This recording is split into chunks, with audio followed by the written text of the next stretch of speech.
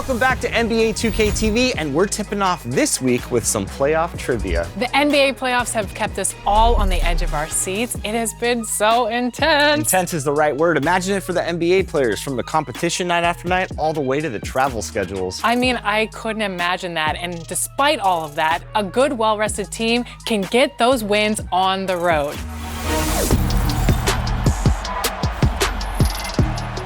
So for some VC, which team had the most road games won this season? Was it the Celtics, the Heat, the Pelicans, or the Clippers?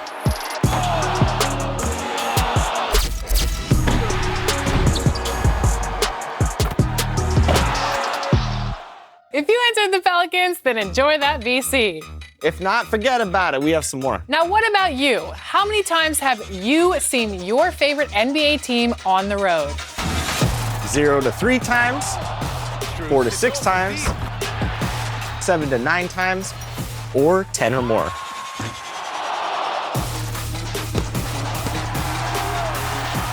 For the screen, with the drive. You know how many times I've traveled on the road to see my Lakers?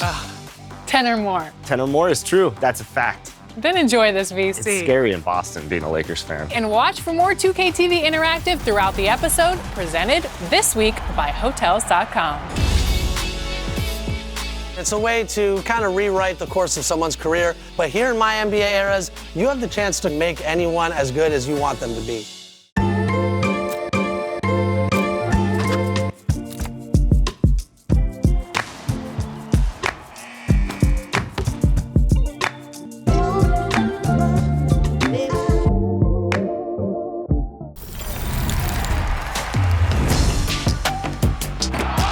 If you're like Team 2K TV, you'll want to jump into MyNBA Eras mode. There is so much to do. You can rewrite history literally in this mode. And today I'm joined by Team 2K TV champion. Pains me to say it, but his team's looking real nice. Brian, welcome back to the show. I'm doing good. Yeah, I love this mode. I love finding different ways to improve my team, and I think I've got some good tips to help people out. All right, so for people jumping into My Eras, what's your favorite thing about it? Like, what is appealing to you about this mode? Well, for me, I love the drafting and the development. Because in MyNBA Eras, you could be playing for 10, 20, 30, 40 years of basketball. So I'm really big on getting good players, but then also getting them to exceed their full potential.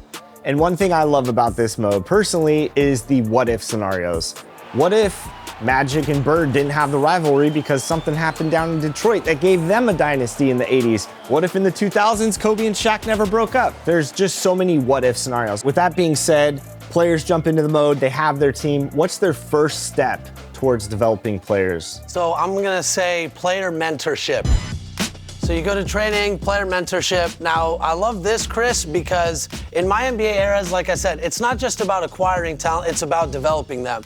And one of the best parts about having great players is not just what they can do for you on the court, it's what they can do for you off the court. And the biggest way I utilize that is through player mentorship. So let's say you have my team and you have Michael Jordan, Hakeem Olajuwon, and Clyde Drexler, because you're a fantastic general manager.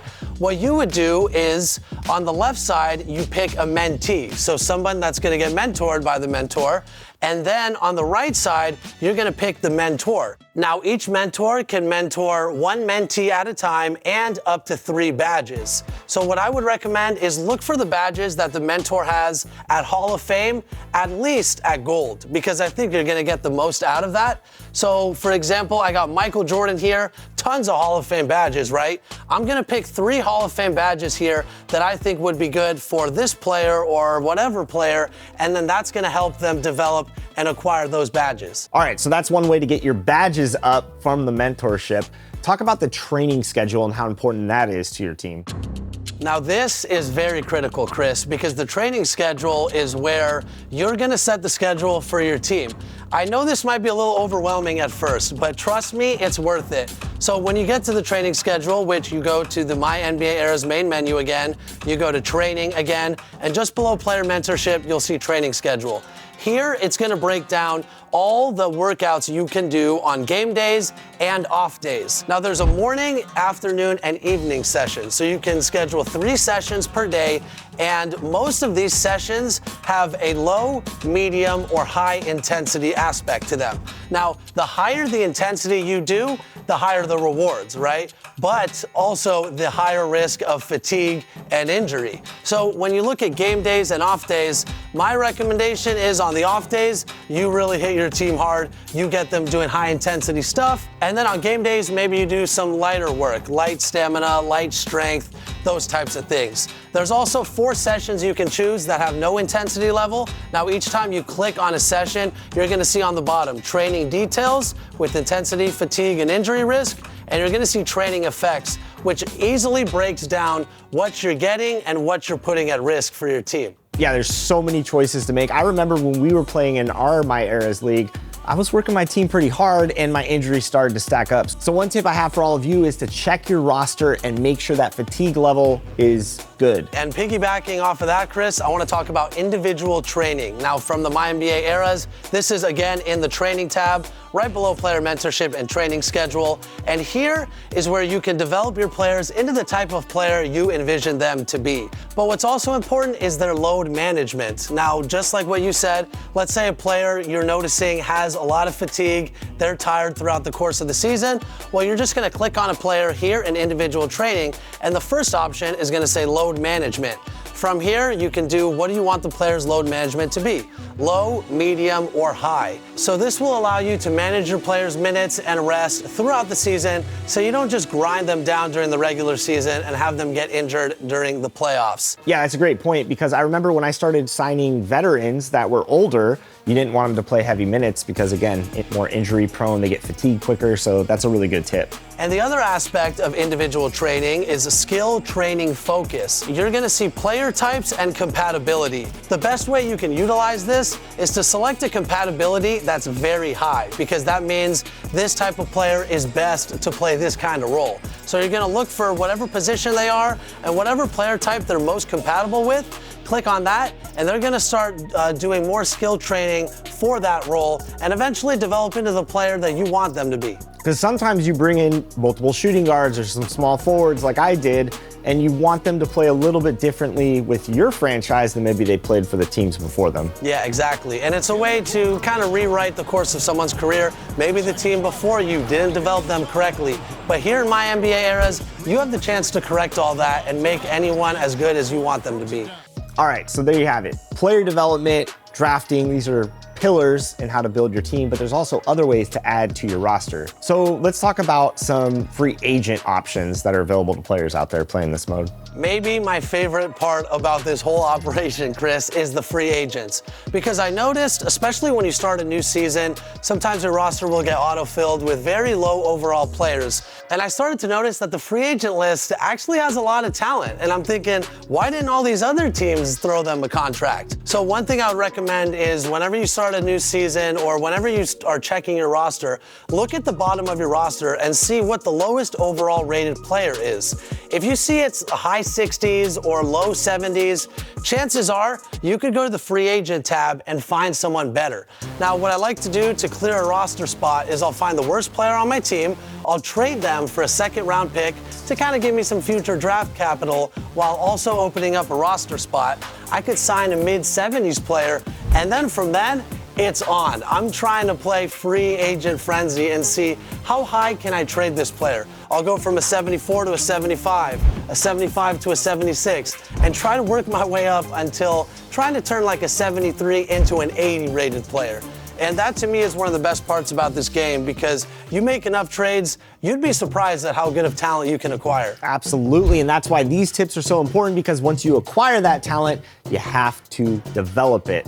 So I like what we're breaking down here today, and I know you traded for like a 7'3" guy in the playoffs, which I didn't appreciate because that was tough to go up against. But also, like I said, I had a lot of injuries. I had to bring in backup point guards, so the free agent market was perfect for supplementing your team when things don't go exactly to plan. Exactly, and it just kind of goes full circle into everything else we've talked about with free agents or drafting. You acquire them and you just keep on going through this cycle of individual training, training schedule, player mentorship, and eventually 10, 20 years down the line, you're gonna be a multiple time champion like myself. So there it is, some beginner's tips on MyNBA Eras, and next week we'll have King Jordan in, the community expert, to give even more advanced tips to dive deeper into the mode.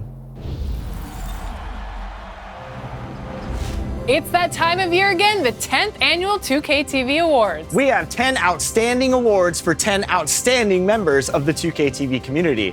Here are this year's categories. First up is the Neighborhood Champion. Gather round, this award will go to the community member who has earned the most wins in the neighborhood.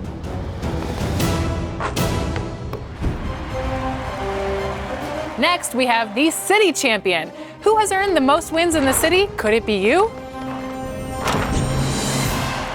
Then it's the 2K TV Interactive Wizard. This prestigious award is for whoever has answered the most 2K TV trivia questions correctly. Moving over to the W. The W MVP goes to whoever has the most wins in the W. With the new WNBA season just tipping off, there's no better time to get in the mode and rack up those Ws. We also have the Play Now Online MVP. If you've been dominating and earning those wins in this mode, you just might be up for this title. The most wins takes the prize. And back by popular demand, the Star of the Screen Award will award the winner of the most games in the theater, proving their versatility and star quality. Spending most of your time in the rec? This one's for you. The rec MVP is awarded to the player with the most wins in the rec in NBA 2K24. So, get those games in. Are you more front office focused? We'll award the Executive of the Year title to the franchise manager who pulled off the most championships throughout their tenure. In my team, you can build any team with any player from any era. And we'll celebrate the player with the most multiplayer wins. And finally, this week and next, you will be voting for my favorite top play of the year. So many great plays have been submitted over the course of 2K24, but there can only be one champion. And what's all this for? Bragging rights, of course, and some pretty stellar rewards as well. So stay tuned for details on those. It's going to be really big this year. Absolutely. The award winners will be announced in our 2K TV Award Show special live June 14th. So until then, get out there and go show us what you got.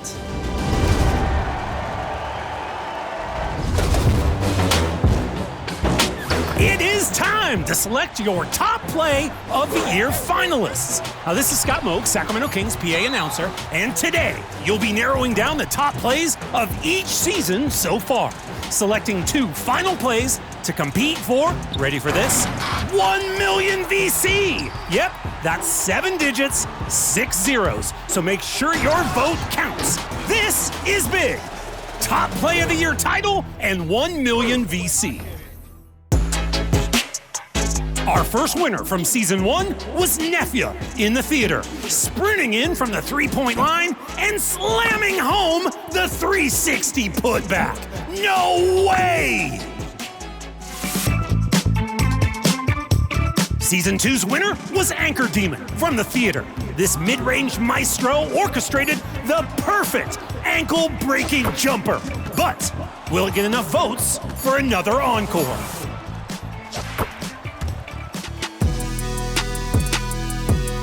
And your third option is the random wizard hopping over one defender to posterize a second. Is this finishing takeover enough to finish off the competition? Vote now for your first top play of the year finalist. Help us send one play to the final vote next week and a possible 1 million VC.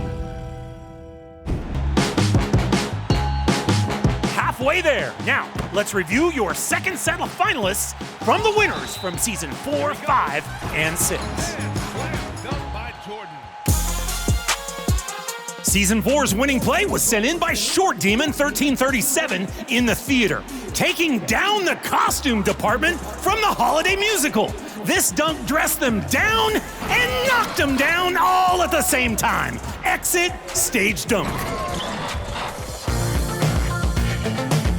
Season 5's winner was Cena 231 in the wreck, winning the game with the full court heave at the buzzer. Is this clutch rocket enough to blast its way to the top?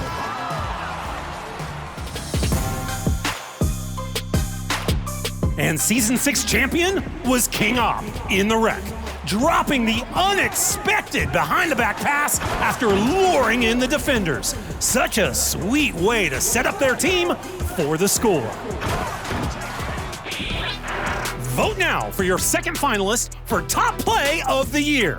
We'll be back with your Top Play of the Year vote next week, where the winning play will win 1 million VC. Don't miss it. Do you want to know who won the top play vote? Well, winners are announced each week on our social media channels. Be sure to give us a follow. We're at NBA2K_2KTV. And be sure to check back here next Friday at 4 p.m. Pacific time, because we'll have an all-new episode. And don't forget, you will get to vote for the top play of the year. Top play of the year. Until then, enjoy the game. We'll see you next week.